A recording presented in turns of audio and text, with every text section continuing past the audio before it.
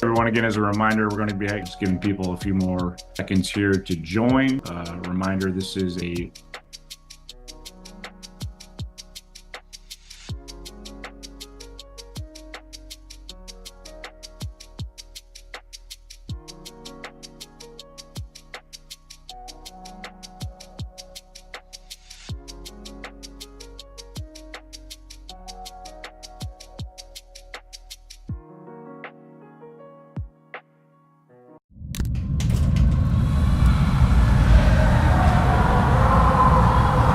The only thing worse than being down is staying down.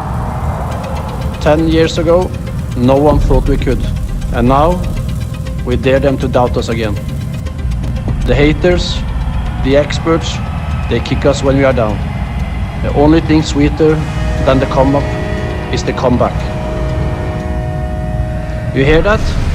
That's the sound of a city united. Listen. That's the sound of another train, and we're coming. Get on board.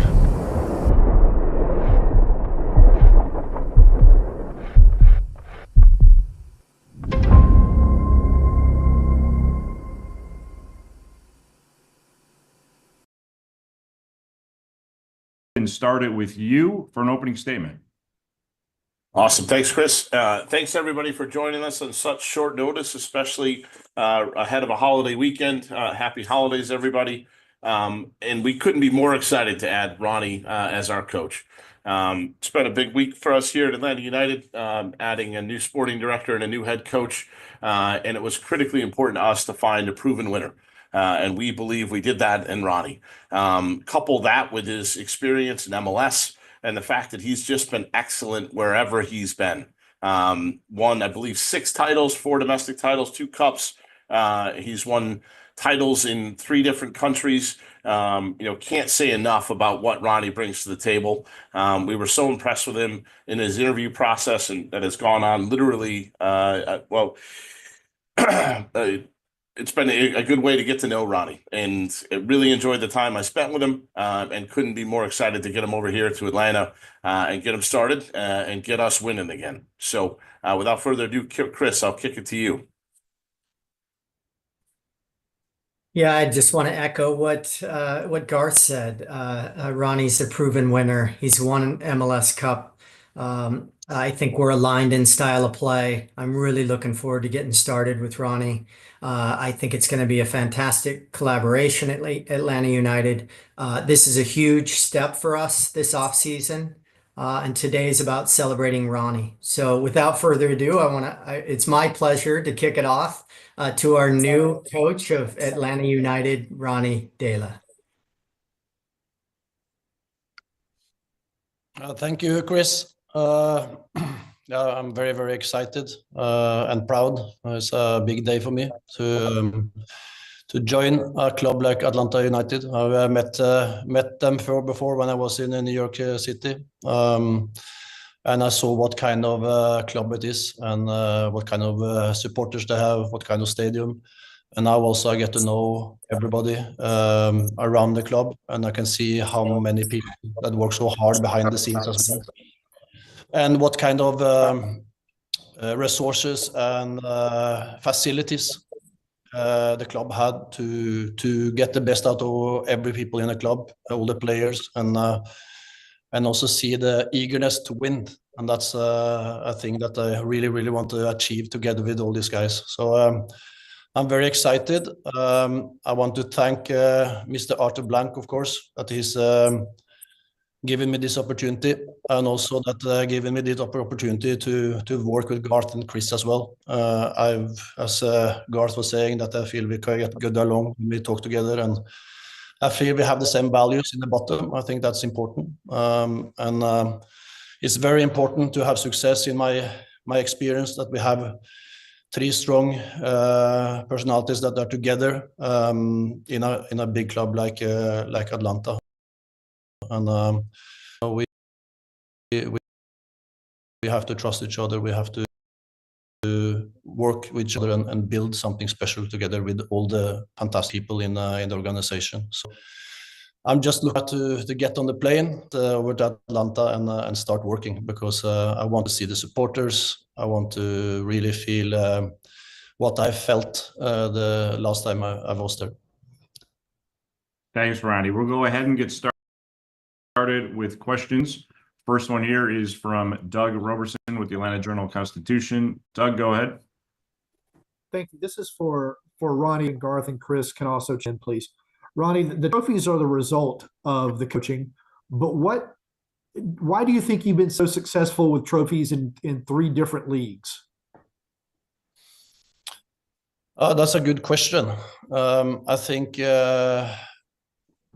one of my strengths is that I'm good working together with people. You know, I think my job is 60-70% to be a leader. You know, to being together with the people and lead them, and then of course you have 30-40% with football. But I think I come into the clubs with not so many people that has been my staff. I've been joining in and started working with the people who's there, because it's a lot of knowledge there, and I learn a lot as well. But to create that togetherness and that foundation that you need to get people to grow in the culture and in the group. So that's one thing. And then I think, you know, I have a lot of experience with coaching and football. I think my style is very offensive. It's a very attacking-minded style, and I think that's important when you're going to win trophies. You need to play yourself to win something. You can defend yourself to maybe not relegate or, you know, keep up, but if you're going to win something, you have to play yourself to it, and then you have to take demands, take charging into the games, and be especially at home, you have to be very, very dominant in what you're doing. So working with that, and also to learn, put demands, be clear to the players, and get people to get the best out of themselves, and that means that everybody has to develop, and that is a constant circle that never stops. So, you know, you learn through experiences, and when you get consistency in clear messages and people, then things going forward, and that, I think, to get many good people, I've been good at in many clubs. Thanks, Ronny. Next question, we'll go to Felipe Cardenas. Felipe, go ahead. And as a reminder, just state your name and outlet when asking a question as well, please. Thank you. Thank you, Chris. Hi, Ronny. This is Felipe Cardenas with The Athletic. You know, you're the 5th coach in 8 seasons here in Atlanta. There's been a lot of turnover at the head coach position, a lot of different cultures, a lot of different styles, identities, philosophies, etc. You know, what is your way of managing players, and why do you think it'll help this team go from, you know, mid-table to the top of the table? What is your management style? You know, first of all, there's 2 things. It's the staff you have around you, and then you have the players. And you know, we have also a big staff, so you need to lead both of them. But first of all, for me, it's important in my staff that I have different people with different skills, that we not everybody are the same. And I think that's something, is a lot of skills there before, and something you have to use. And then you need to empower them, the people in the staff, you know, get them the power to make a difference. And that's the way I lead. And then, of course, it has to be allowed to do mistakes. We need to learn from it, because you don't learn anything if you don't dare to try. And that's a basic in development. And same with the players. I think, you know, it's many very important things that you have to create to create development in a team. It's 1, they have to feel safe. They have to know what's expected in the role, in the culture. And 2, they have to feel loved. They have to feel a part of something. And that's my job, you know, to see people and to get them to feel important and to be part of something. And the 3rd one is to have fun. You go to work every day and you don't feel fun or excited, then you know, you are just being there. You're just going through the day. And these 3 things are basic for development. If you come every day to know what's expected, when you know what's expected, you come every day and you feel a part of something, and you have fun, then you use every day to get better. And that's easy to say. It's more about how you do it. And hopefully I've shown in the other clubs, but I have to prove myself again when I come to Atlanta, that I can create that kind of environment, because then people will learn from their mistakes. They will learn from their experience and their successes. And then we will grow from there.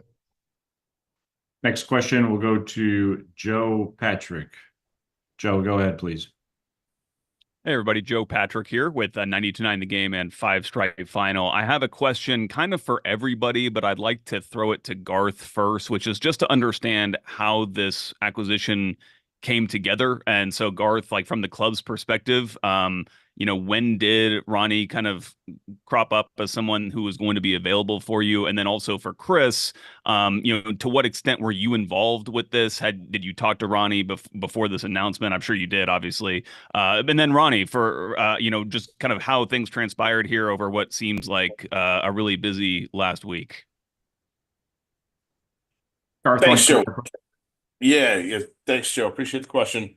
As you know, we kind of had a dual process that we were going through, right? Because we wanted to leave the job open in case Rob Valentino was able to kind of win his way all the way through. And he was always a candidate for the job. And in the sides, we were conducting an interview process, and we got to know a number of coaches along the way.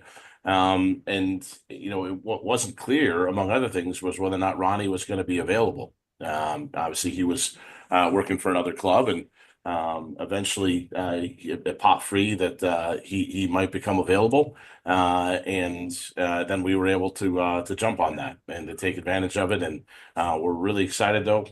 I would say throughout our process, we were excited to add somebody like Ronny. And you guys have heard me talk about, we really wanted to add a proven winner. And I think when you're looking at Ronny, he exudes that, right? And you guys just got to hear a little bit about his philosophy. And even just right now on this call, I get excited about working with somebody like Ronny, the way he talks about people, the way he talks about building relationships, the way he talks about collaborating, the way he talks about leadership. I think those are all really consistent with our core values. And I think it's really critical as to how we're going to work this going forward. And just bear in mind, I'm approaching now my 18th season in MLS. I have never gotten to hire a coach before. I've inherited every single other person that I've worked with. And so I couldn't be prouder today to say that Ronny is the first coach that I've picked. And I look forward to years of working together with Ronny and taking this club to the next level. We established at the end of last season with that little run that there are some things here that are worth building on. We do have some pieces to move forward with, but we now have to set the end of the season as the floor for where we're going to be going into years going forward. And we think Ronny's the guy to take us to that next level. Chris? Yeah, and I had a chance to connect with Ronny early this week. I came in late in the process, and it was an extensive process, but we had a great talk. I think we both came out of it with energy and excitement for the season. What I have noticed about Ronny is, and he touched on it, his connection with the players. And I think that building that trust and having fun and creating an environment where players want to come in, learn, and grow every day is something that wins championships and brings teams together in success. And Ronny? Yeah, it's been a busy week. It is. So, I had a great time in Abu Dhabi. It's a different environment. It's a different culture. But, I had this job, and I really enjoyed that time. I had a 1-year deal. So it was like a year also to see how it was, and then also see opportunity to do something next. And then when Atlanta come and was interested, and of course it's been a long process into this, but that's good also. Then the things are right when it gets done. So now I'm just excited to get started and looking forward to meet everybody. Next question will go to Jason Longshore. Jason, go ahead. Hey, Jason Longshore, 92.9 The Game, SDH Network. Ronny, I wanted to ask you, one of the hallmarks of your managerial career has been developing young players. Why is that such an important thing to you? So I like to develop old players also. There's not only the young. I want every player in the team that wanted to get better. But of course, some players, they have reached their top, and then it's difficult to. Then you just have to try to maintain their level. That's something different. So these kind of players that is older, they need to have a level that is above the rest almost, because they have to put the standards every day. And they also have to see themselves as leaders and being with me to develop these young talents that we had. So, but I think in every club we've been, I give everybody a chance, and we come in and we, as I said, I don't care about what's happened next week or next week after. But when 3 months has gone, if you haven't developed then, and we have a challenge together. He has a challenge, I have a challenge, and that we as a club have a challenge, because everybody needs to get better all the time. If not, we're standing still. And if you go in circle, then I'm a guy that get very impatient, and I can't over time work with people that doesn't have ambitions or doesn't want to improve or is not able to improve. So there are demands. A lot of support and teaching and trust and love into the process, but at the end we have as a group has developed, and also as individuals. And when you find talented players that has skills, of course, but also have attitude that is special, then you can create unbelievable things. And I've met many on my way. I've also met players that haven't taken the steps they should have done. But when they have that, it's easy to give them opportunities, because over time and consistency in your messages and any playing time, you will get out the best of him. And like when we were in New York, like with Tati Castellano, he was a diamond that was not fully ready in that time when I come in, but we were patient and we kept working, and we could see every day his ambitions and his hunger, and in the end also his ability to learn. And when you have these things, then big things can happen. So that can be from a 17-year-old boy, but also can be a 25-year-old boy, a 30-year-old boy. That's a man. 30 years old man, but that's not a boy anymore. Yeah. So I think it's because I believe when I see it, I give them opportunities, and then they develop, and then big things can happen. Next question will go to Allison Mastrangelo. Allison, go ahead. Hey, Allison Mastrangelo from WSB in Atlanta. Coach, welcome to Atlanta when you officially get here. Back, the previous seasons, Atlanta United has been known for their fast and attacking style of play. What do you hope to see from this team on the pitch? And also, looking at this roster, what areas do you think they need to get stronger in? I've seen a lot of the games, especially in the end of the season, and I think it's Rob has done a fantastic foundation to the team before. So I think that makes the job easier for me, because it's a structure in the bottom here. It's a good team spirit. I see that also. I see that also in the playoffs. I saw players having more energy into the games, that they played like we have nothing to lose. And I think that's when we talk about consequence thinking again, I think that's not very positive. When you're in a big club, you have to love to play and love to go on the pitch. And then if you lose then, and you have given everything, then, okay, then we have to get better. But when you get the best out of yourself and the best out of the team, and you go out there and you attack the situation, you have the best chance to win. And I think that's a thing that I saw in the team in the end when you beat Miami. That's was a fantastic team effort and good tactically. And these kinds of things we have to build on. And at the same also, it's a lot of consistency there, and that's also an important thing. So I think it's a foundation there that we have to work out from, and we have also some spots that we can add to the team, and that's, you know, 1, 2, 3 players can do amazing difference in a team if you get it right and the right types. And I think everybody here is agree that we are looking more in the offensive side of the team, but we also need somebody that can put the high standards and be leaders. I think that's also going to be important, because I think I've seen before what kind of impact a player with their experience and leadership and determination on the pitch, what kind of safety they can give around to the others and how they can grow as well.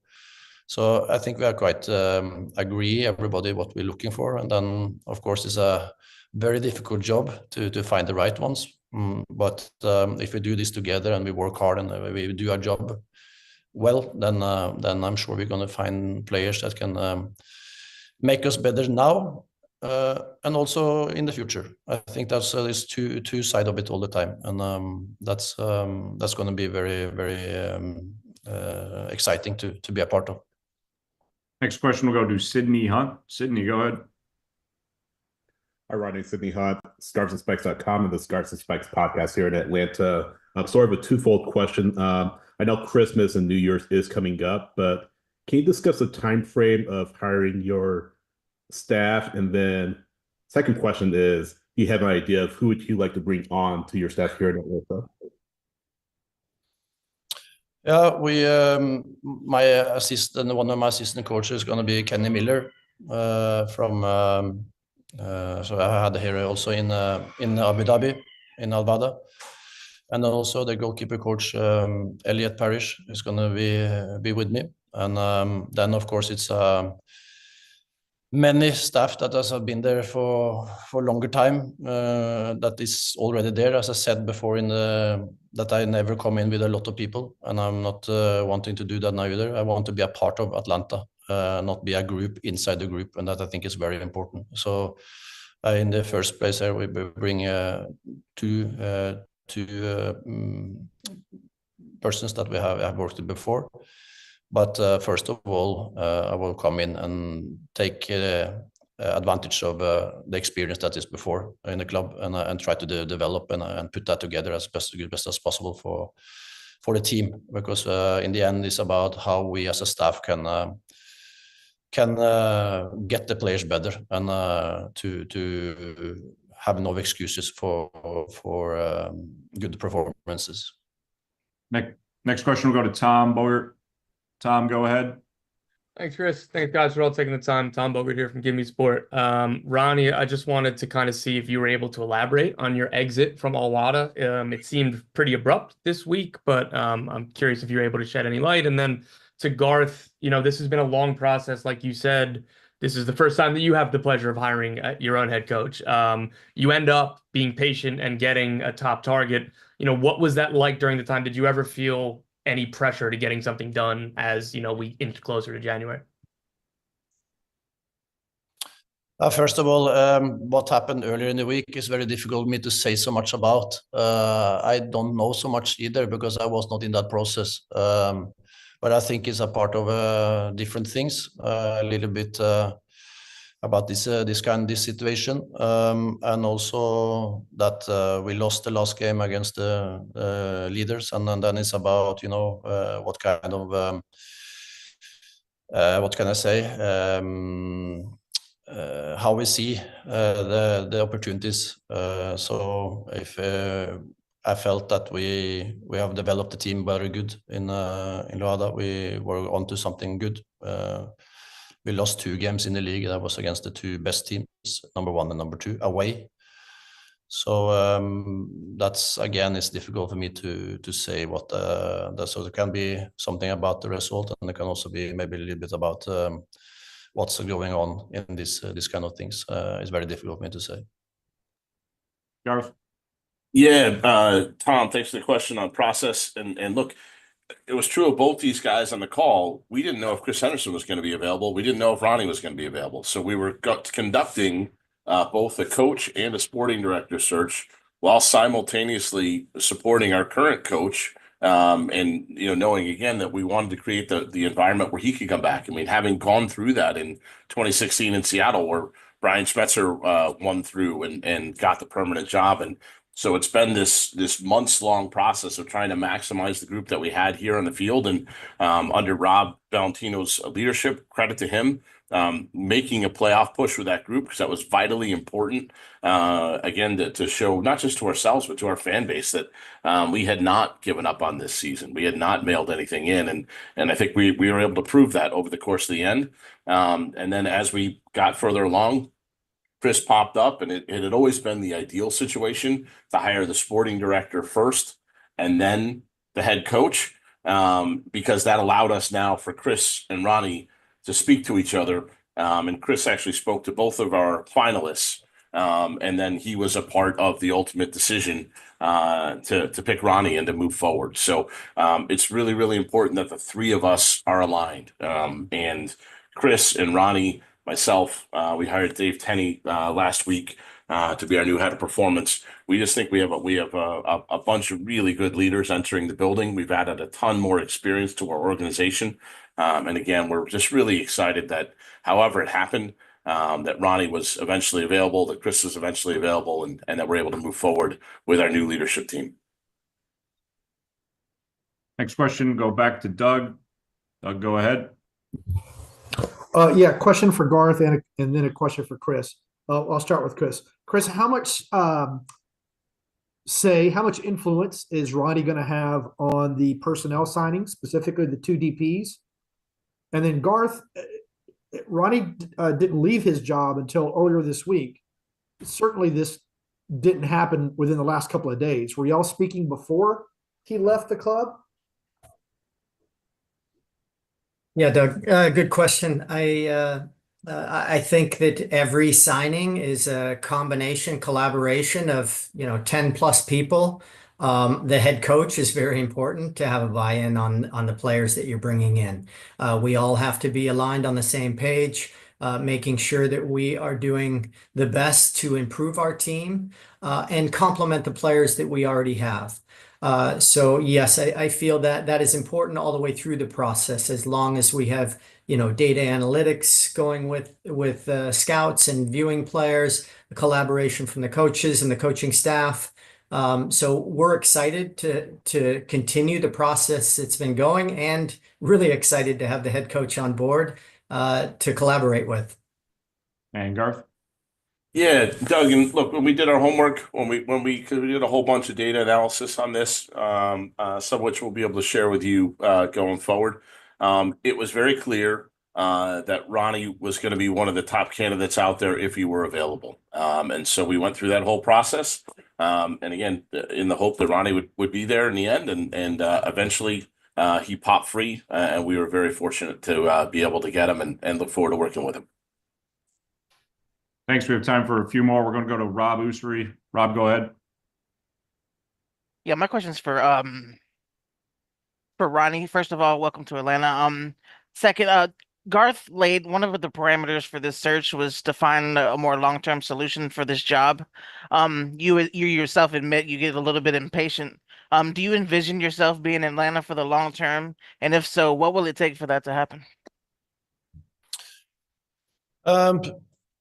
I'm seeing myself being long term in Atlanta, that's for sure. And I know also that was one of the things that was important for the club, and that's also one of the things that's important for me, because I had 9 years in Strømsgodset, my first club.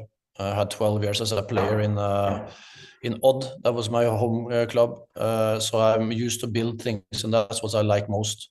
When you are in these other clubs, it's what I've been to in Standard Liège, was in Bruges, I was in Celtic. That's it's different ball game sometimes.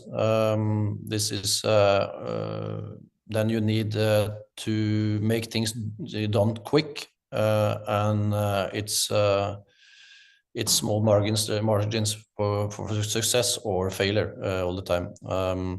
And then so in all of these clubs, I was thinking that, I want to stay long term, but that hasn't happened because sometimes it's because of the expectation from the other club was not like I hoped for and wanted, and then I need to move on.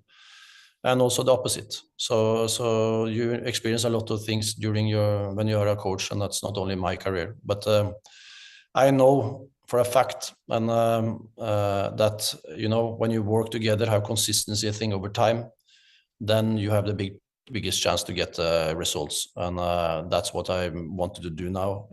And I want to also settle with my family in a place now, because we have been traveling around a lot the last 2-3 years, and you see examples with Arsenal now. You see with Manchester City, you can say Liverpool with Klopp. You see all this when they get time and you work together, you just get better and better and better every year. And the first year is always the hardest because you have to get your standards, you have to get your principles across. But the good thing with having been in quite a lot of clubs now is that I know how to do it as quick as possible, because we already want to win now, and that's the goal. But whatever happens this year, if we win, we want to be better next year, and that's for sure. So it's a constant process to get better individually and also a team. So I'm really looking forward. And what can stop it? That's like that you don't feel that you add anything to the team anymore. That you feel like I have nothing more to give, or I hold the club back, or opposite. But I feel that the ambitions for Atlanta and the opportunities in Atlanta, it's enormous. It's in my opinion maybe the biggest franchise in the country, and the biggest opportunities with that fan base we have,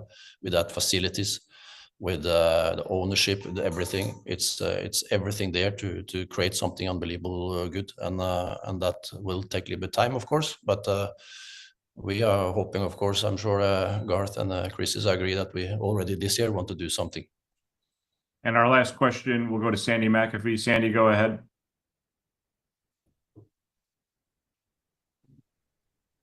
Hey, Ronny, this is Sandy over at Atlanta United. Really excited to have you. Welcome to Atlanta. You've described yourself as a social guy. You clearly care a lot about people and you want to create positive relationships. I'm curious how you plan to apply that to the fan base here in Atlanta. As someone new to the city, what's your plan to connect with the community and the fans? Is that something you're looking forward to? Yeah, I think, first of all, I want to move to the city. That's the first. So that we come there and we can meet each other everywhere in the city, because me and my family will, of course, come and live in the area.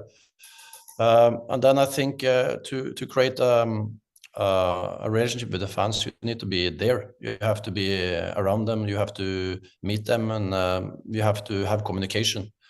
And if you're going to have a communication, you have to have a time and place to meet and to talk. And that's what I'm used to in many of the clubs I've been. I've always had not always, but 90% of the times I have a very, very close relationship with the fans. And I try to give to the fans. I've had the Ronny Roar after the games. I've been meeting, have speeches for fans, get questions, Q&A.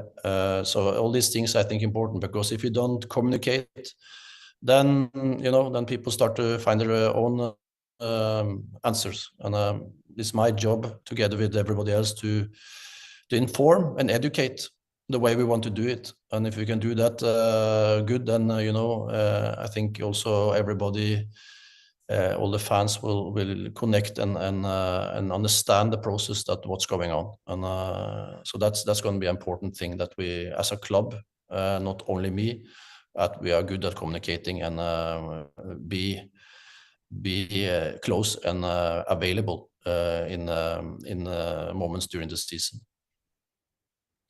Thanks, Ronny, and we'll end it there. Thanks, Garth and Chris as well, and thank you everyone for your time. Don't forget the MLS Super Draft here starts at 2 o'clock just now. Atlanta has the 53rd and 83rd selections. Thanks again, everyone.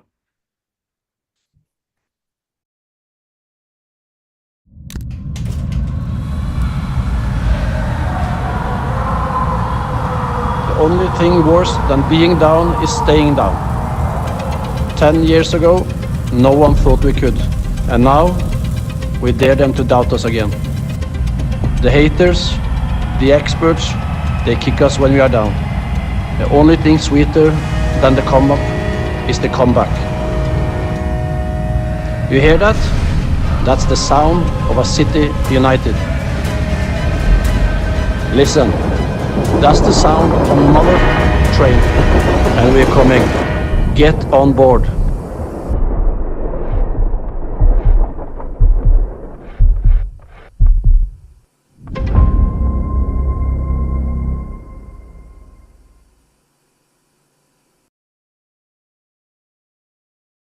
Hey, yo, y'all watching this?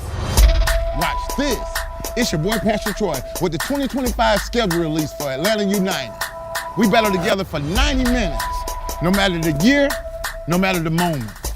This is what unites Atlanta.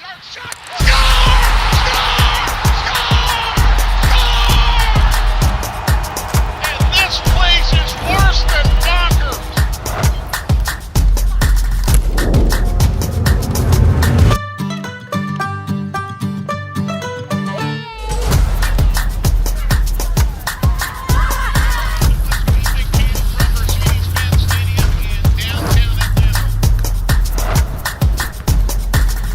I am so excited for this coming season. I think so many things are going to be different in a good way. Yeah, can't wait to get this new era started in 2025. Look out.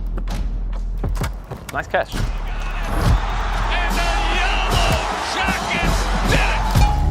Hey, wait, you ready for this new Atlanta United season, man? Yeah. Whoa, look at this. Man, give me that ball.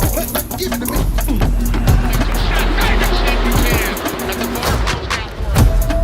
Let's go, Atlanta.